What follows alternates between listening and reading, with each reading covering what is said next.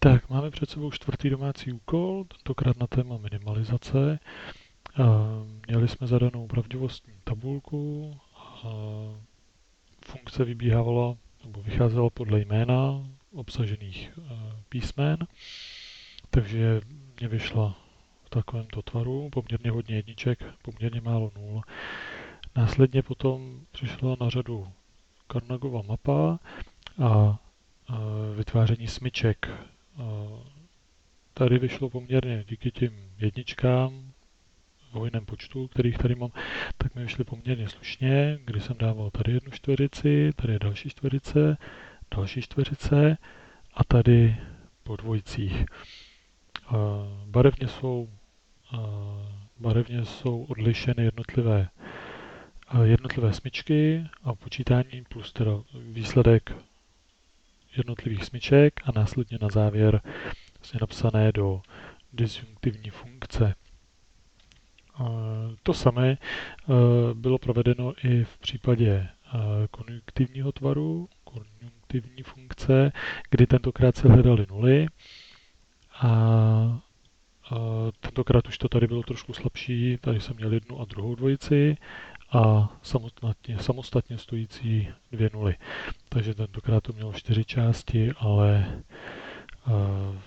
ta funkce byla u poznání trošku složitější. Tak, to byly tyto tvary, disjunktivní a konjunktivní. A následně přicházelo, což teda byl ten poslední bod, samotný důkaz po úpravách pomocí boolean algebry, tak úprava konjunktivního tvaru na disjunktivní, zda se bude rovnat. Takže v tomto zápisu je ten tvar rozdělen, aby se mi to počítalo o něco lépe, takže tady jsou první vlastně dvě části, výsledek, potom následně další dvě části, tento kousek, opět výsledek a na závěr násobení těch výsledků z každé části. Dílčí úpravy a potom následně výsledek, který se shoduje s tím disjunktivním tvarem.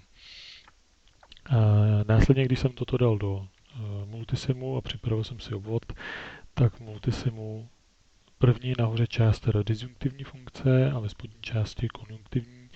Jsou tady vidět negace, logické součiny a na závěr logický součet. A v případě konjunktivní je to naopak, tady vidíte logické součty a na závěr logický součin. Když zkusíme tady si upravíme trošku, aby jsme to viděli. Tak. Máme tady tu pravdivostní tabulku a když teď budeme krokovat, tak schválně vyzkoušíme. Zatím pouštím samé nuly, sondy ukazují logickou nulu.